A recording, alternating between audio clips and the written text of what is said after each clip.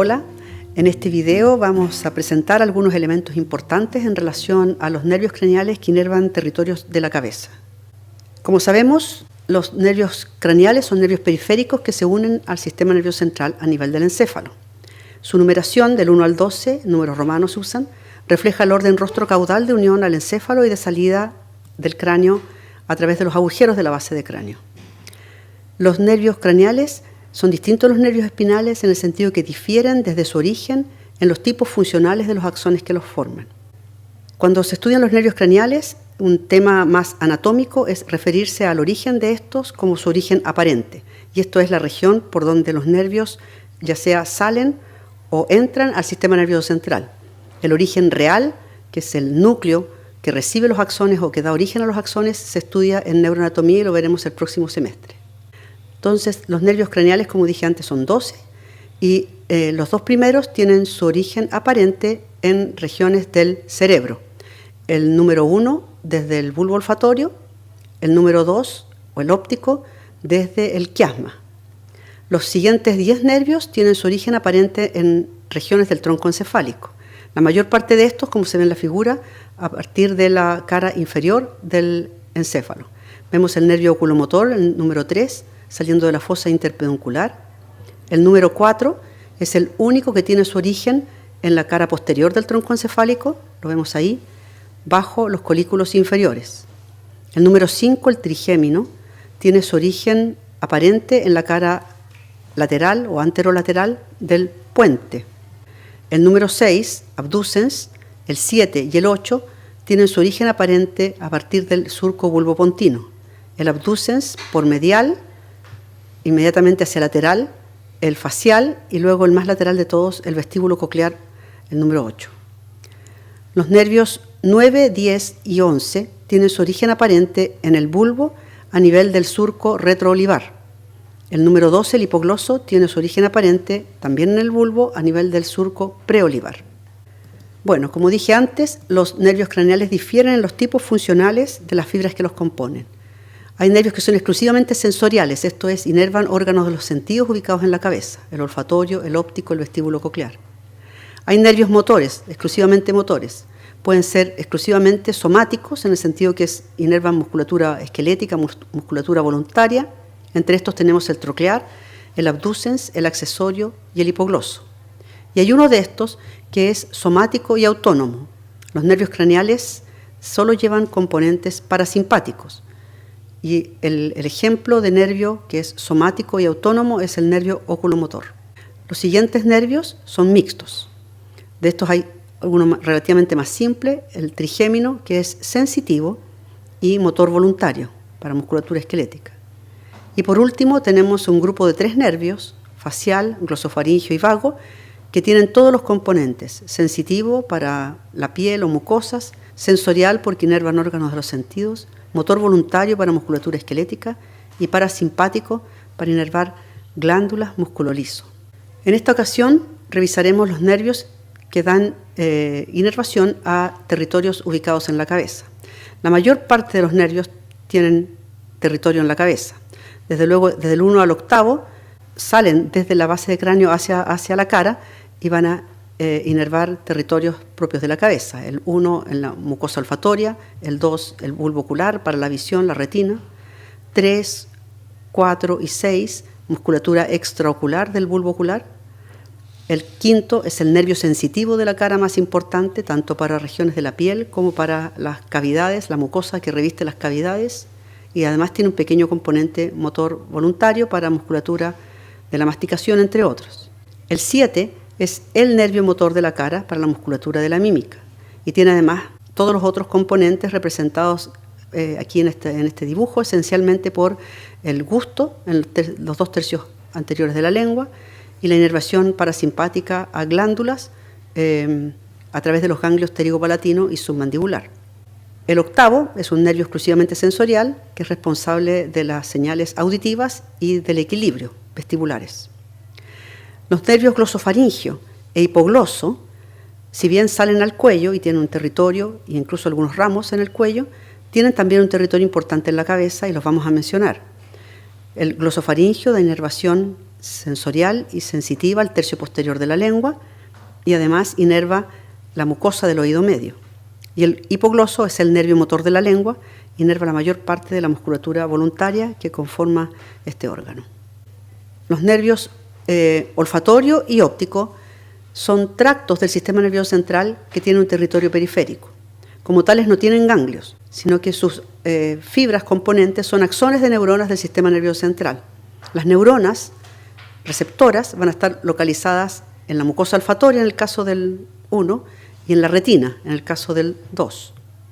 Y como son tractos del sistema nervioso central, poseen las características de todo elemento del sistema nervioso central, en tanto poseen cubiertas meningias y también presentan espacio subaracnoideo. Aquí vemos un esquema que muestra la ubicación de las neuronas del nervio olfatorio en la mucosa olfatoria ubicada en la parte superior de la cavidad nasal y tienen unas prolongaciones centrales que atraviesan la lámina cribosa del etmoides y hacen sinapsis en neuronas del bulbo olfatorio. En esta otra figura vemos el bulbo ocular, la porción posterior ocupada por la retina, y ahí vemos que los axones que forman el nervio óptico, entonces los encontramos en esta posición desde el polo posterior del bulbo ocular hacia el quiasma, y en esta foto podemos ver las cubiertas meningia, dura madre, aracnoide, espía madre y el espacio subaracnoideo que rodea el nervio óptico. Entonces los nervios oculomotor, troclear, abducens y la primera división del trigémino se originan desde el mesencéfalo y el puente y se dirigen hacia anterior para entrar a la fisura orbitaria superior y de ahí pasar hacia la órbita.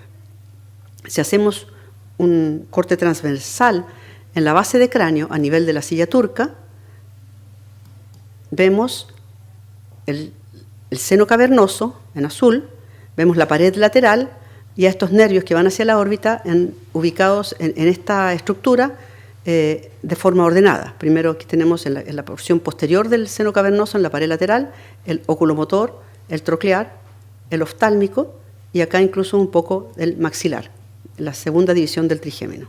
El nervio abducens se ubica hacia el interior del seno cavernoso, inferior a la arteria carótida interna. Entonces, si lo miramos por lateral, en una visión lateral, vemos el seno cavernoso y vemos los nervios que están ubicados en relación a la pared, el oculomotor que atraviesa hacia inferior al nervio troclear y se divide en un ramo superior y otro inferior. Vemos el troclear, aquí marcado con el número 12. Vemos acá la primera división del trigémino, el oftálmico, que también se divide en sus ramos terminales dentro de la pared lateral del seno cavernoso. Lo vemos entonces formando los nervios frontal, lagrimal y nasociliar. Y en la profundidad inferior a la carótida interna encontramos el nervio abducens. El maxilar entonces atraviesa en forma oblicua para introducirse hacia anterior por el agujero redondo y pasar a la fosa pterigopalatina. Un aspecto importante de los nervios que inervan la musculatura extraocular es la inervación parasimpática que otorga el oculomotor en particular al ganglio ciliar. Entonces, el ganglio ciliar se ubica lateral al nervio óptico, en el interior de la órbita, y recibe fibras preganglionares parasimpáticas desde el nervio oculomotor. Desde el nervio oculomotor, la división inferior del oculomotor, le entrega entonces estas fibras preganglionares que van a hacer sinapsis en el ganglio y luego van a dirigirse hacia el interior del bulbo ocular a través de los los nervios ciliares cortos. La inervación, esta es la inervación parasimpática para el músculo constrictor de la pupila, y para el músculo ciliar responsable de la acomodación. La órbita también recibe inervación simpática. Esta inervación proviene del ganglio cervical superior, que a su vez recibe las fibras preganglionares desde la médula espinal, de la médula torácica alta. Las fibras preganglionares hacen sinapsis en el ganglio cervical superior y de ahí se dirigen siguiendo la carótida interna, la arteria carótida interna, como plexo carotidio, para llegar a través de la arteria oftálmica a la órbita y de ahí entonces cruzar el ganglio ciliar sin hacer sinapsis y llegar al músculo dilatador de la pupila. El nervio trigémino es un nervio muy importante que es prácticamente en su totalidad sensitivo, con un pequeño componente motor adosado al ramo mandibular. El recorrido intracraniano de este nervio es curioso. El nervio se origina desde el puente y va de la cara lateral del puente o anterolateral del puente, y de ahí se dirige hacia anterior para entrar en una especie de ojal de dura madre, entre la dura madre y la porción petrosa del hueso temporal, por donde el nervio pasa hacia la fosa craneal media, como vemos en esta figura.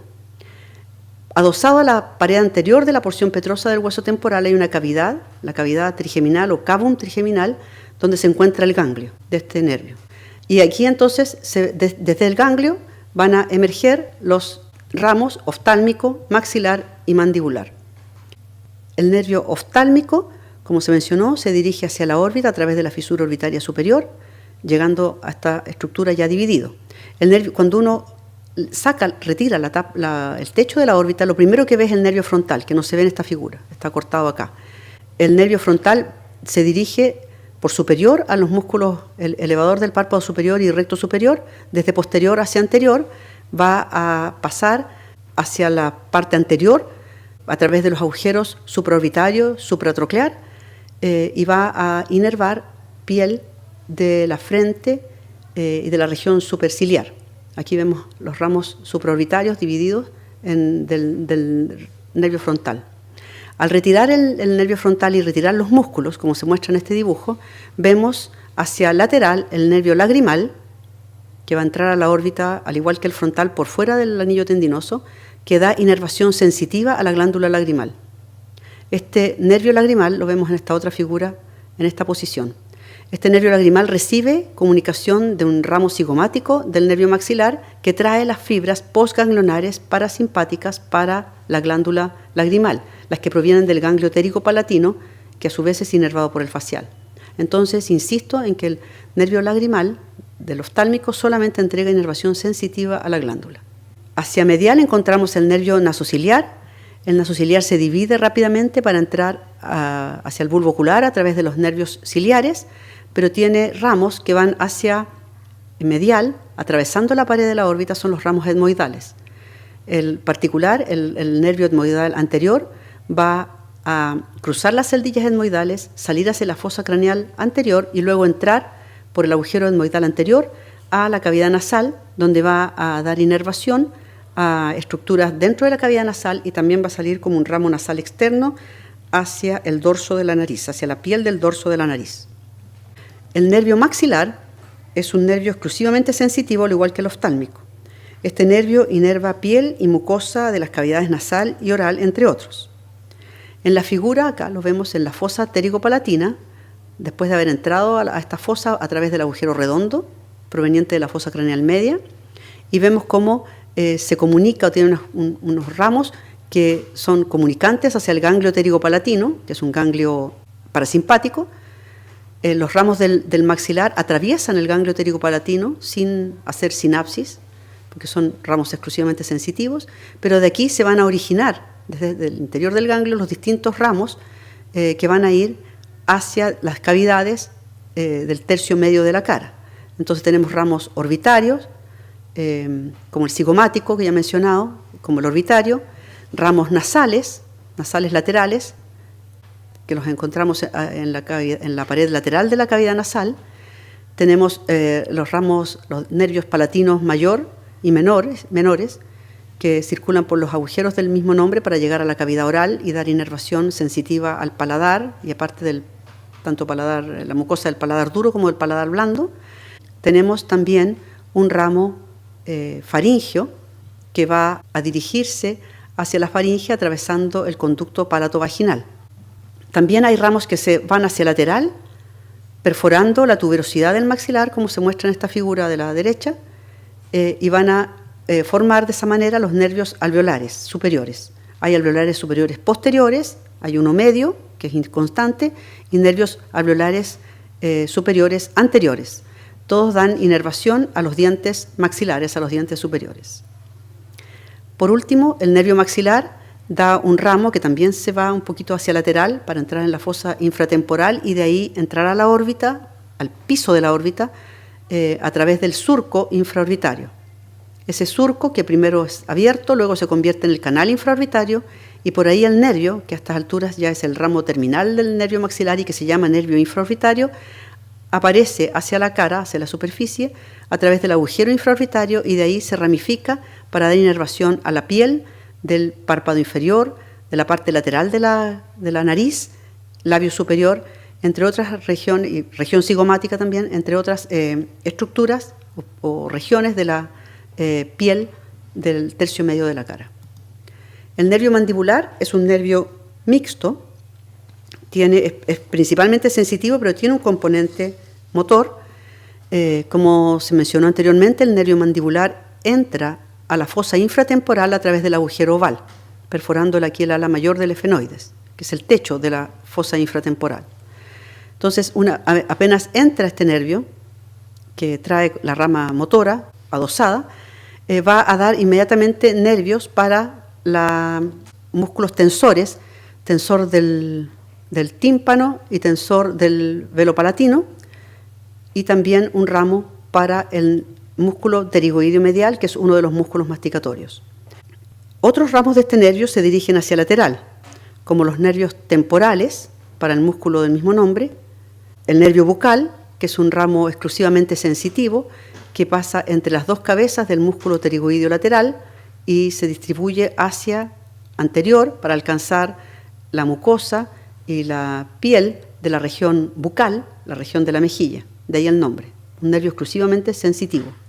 También hacia lateral encontramos el nervio auriculotemporal que rodea la rama de la mandíbula, va a dar inervación a la articulación temporomandibular y a la región temporal, a la piel de la región temporal, un nervio también exclusivamente sensitivo.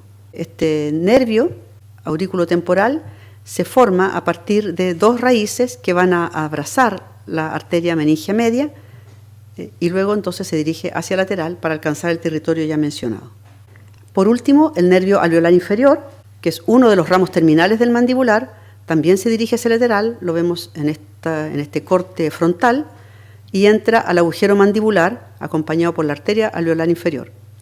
Va a recorrer la mandíbula por su interior, dando inervación a los dientes mandibulares y finalmente va a salir por el agujero mentoniano para dar inervación a la piel del mentón. El otro ramo terminal del nervio mandibular es el nervio lingual. El nervio lingual también acompaña al alveolar inferior en la primera parte de su trayecto, se dirige hacia inferior, pero luego se va hacia anterior para alcanzar el piso de la boca y dar inervación entonces a las regiones, a los 2 tercios anteriores de la lengua, inervación sensitiva a los 2 tercios anteriores de la lengua, al piso de la cavidad oral.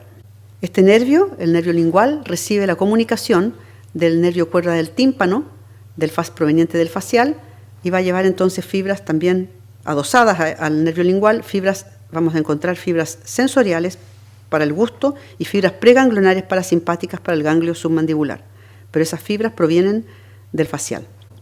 En resumen, a través de sus 3 divisiones y sus numerosos ramos, el nervio trigémino es el nervio sensitivo de la cara, el nervio más importante para la sensibilidad de la cara, tanto a nivel de la piel o de los integumentos como de la mucosa que reviste las distintas cavidades.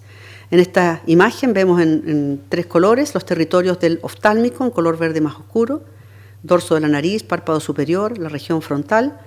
En cuanto a las cavidades, el septo y la parte anterior de la nariz, el seno frontal, el seno efenoidal. Vemos en un color verde más claro el territorio del maxilar, el tercio medio de la cara, región lateral de la nariz, párpado inferior, labio superior, región cigomática. Y en cuanto a las cavidades, la pared lateral de la cavidad nasal, el septo de la cavidad nasal, parte de la nasofaringe, el techo de la cavidad oral. Por último, en el color verde más claro, tenemos el territorio del mandibular, como se mencionó, labio inferior, piel del mentón, piel de la región de la mejilla, la región de la articulación temporomandibular, la región parotidia y la región temporal. En cuanto a cavidades, el piso de la cavidad oral, tanto lengua, los 2 tercios anteriores, como el piso de la cavidad oral propiamente tal. Algunos de los ramos del trigémino que tienen territorio cutáneo se nombran en esta diapositiva para que sepamos entonces los nervios que salen hacia la piel y son responsables del territorio cutáneo. El nervio facial es el otro nervio craneal particularmente importante en clínica. está conformado por el nervio facial propiamente tal y el nervio intermedio. El nervio facial es exclusivamente motor voluntario para musculatura esquelética y el nervio intermedio aporta los componentes sensitivo, sensorial y parasimpático. Desde su origen aparente, en la porción lateral del surco bulbopontino, el nervio facial se dirige hacia lateral para entrar en el agujero auditivo interno, pues donde va a tener un recorrido acompañando al nervio vestíbulo coclear y la arteria laberíntica. El nervio facial tiene un recorrido extenso dentro de la porción petrosa del hueso temporal que está marcado por dos codos donde el nervio cambia de dirección. Entonces tenemos así una primera porción en que el nervio se dirige hacia lateral, pasando entre la cóclea y el órgano vestibular, para llegar al primer codo, llamado rodilla del facial, donde se ubica el ganglio geniculado, que es el ganglio donde están los somas neuronianos de las neuronas sensoriales del nervio facial. En esta región de la rodilla del facial, el nervio cambia de dirección y se dirige hacia posterior y lateral en relación a la pared medial del oído medio, sobre la ventana vestibular, hasta llegar al segundo codo, donde de nuevo cambia de dirección y se va a dirigir hacia inferior, siguiendo este canal del facial dentro de la porción petrosa, para salir hacia el cuello por el agujero estilomastoideo. Entonces esta es la tercera porción del facial, después del segundo codo. Por el agujero estilomastoideo aparece el nervio facial propiamente tal, exclusivamente. O sea, el componente las fibras que lleva este nervio, que aparece por el agujero estilomastoideo, son exclusivamente motoras voluntarias. Todos los ramos sensoriales, sensitivos, parasimpáticos, son ramos intrapetrosos del facial que abandonan el nervio principal dentro de la porción petrosa del hueso. Ya se distinguen mejor los ramos intrapetrosos del nervio facial. En esta figura vemos el ganglio geniculado y de él desprendiéndose el nervio petroso mayor, el que sale de la porción petrosa hacia la fosa craneal media por el hiato del petroso mayor.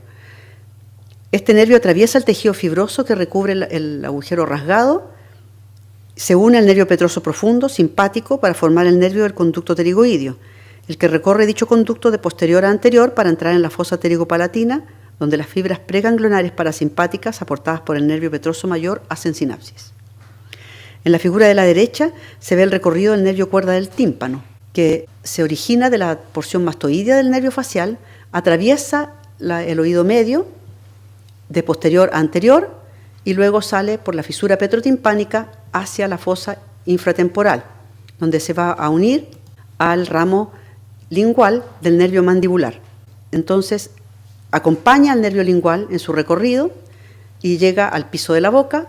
Estas fibras provenientes del nervio cuerda del tímpano son responsables de la inervación visceromotora del ganglio submandibular y son responsables también de llevar las fibras sensoriales provenientes del gusto en los 2/3 anteriores de la lengua. De esta manera, hay otros ramos que también emergen del nervio facial dentro de la porción petrosa. Tenemos, por ejemplo, el ramo comunicante para el plexo timpánico, que es responsable de inervación sensitiva de la mucosa del oído medio. También tenemos el nervio el nervio del estapedio, que da inervación a este pequeño músculo del oído medio. Y eventualmente el nervio facial sale por el agujero estilomastoideo. Como dije antes, los ramos que salen, las fibras que componen este nervio en la salida aquí por el agujero estilomastoideo son exclusivamente motoras voluntarias para los músculos de la mímica, para el vientre posterior del digástrico, para el estiloioideo. Esta diapo resume en verde o en este color oscuro, que no es verde en realidad, el territorio sensorial, sensitivo y parasimpático del nervio facial. Vemos el ganglio pterigopalatino recibiendo el nervio del conducto pterigoideo, a su vez formado por el petroso mayor del facial y por el ramo petroso profundo que trae la inervación simpática. Las fibras que hacen sinapsis en el ganglio pterigopalatino son las del petroso mayor y las fibras postganglionares se van a sumar a ramos del nervio trigémino para alcanzar el territorio. Vemos aquí, por ejemplo, el ramo comunicante con el nervio cigomático para llegar al nervio lagrimal y a la glándula lagrimal, y vemos también los distintos ramos, ejemplificado en esta línea, los distintos ramos del nervio maxilar que llevan la inervación postganglionar parasimpática proveniente del ganglio pterigopalatino para las glándulas mucosas nasales y del techo y del paladar.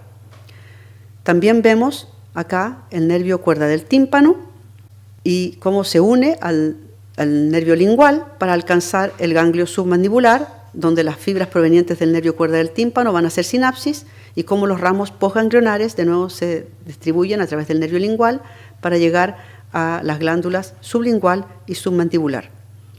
Recordemos que el nervio cuerda del tímpano también lleva fibras sensoriales que no hacen sinapsis en el ganglio, lo atraviesan y llegan a los 2/3 anteriores de la lengua para inervar los botones gustativos en esta región.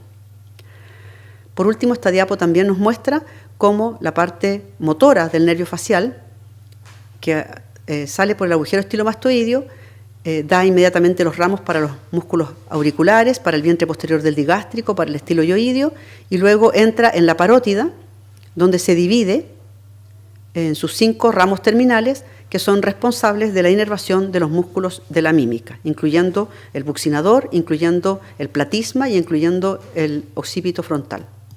En cuanto al nervio glosofaringio, este da 3 ramos importantes para estructuras de la cabeza. El nervio timpánico, que entra al oído medio por la pared inferior y se ramifica sobre el promontorio para formar el plexo timpánico, el cual recibe también un ramo comunicante del nervio facial. Este plexo timpánico da inervación a la mucosa del oído medio, que recubre los huesecillos, recubre todos los relieves óseos de esta cavidad, y también da inervación sensitiva a la tuba faringotimpánica a través de este ramo tubárico. El nervio petroso menor es otro ramo importante del glosofaringio para estructuras de la cabeza, es el nervio que lleva la inervación, las fibras preganglionares parasimpáticas para el ganglio óptico.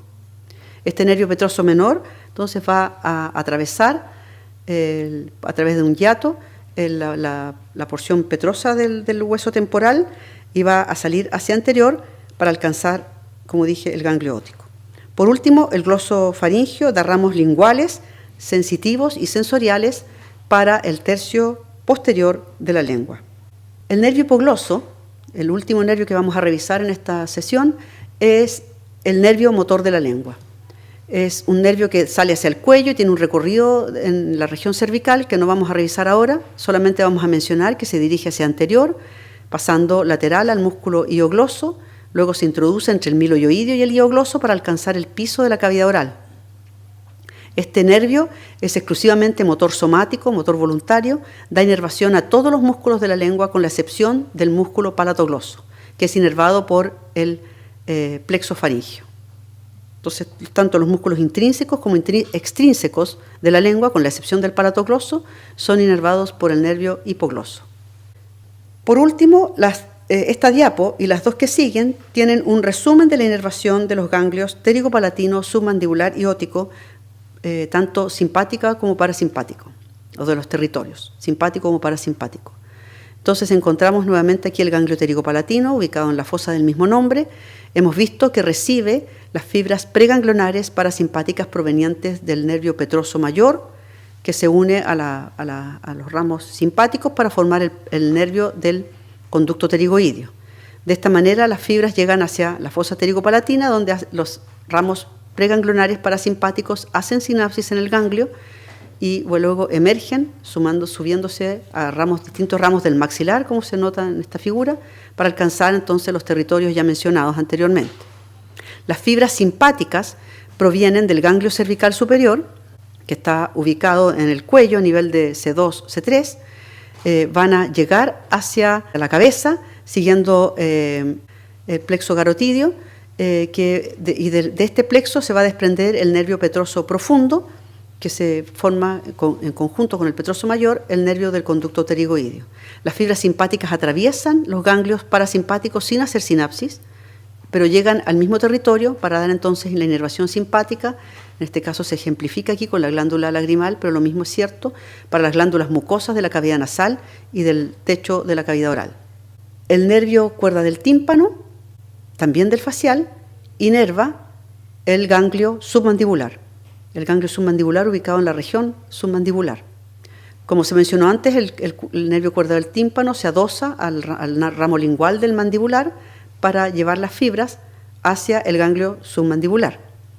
Las fibras van a hacer sinapsis en este ganglio y van a sumarse de nuevo a ramos del lingual para alcanzar las glándulas sublingual y la submandibular, que está inmediatamente anexa al ganglio en realidad.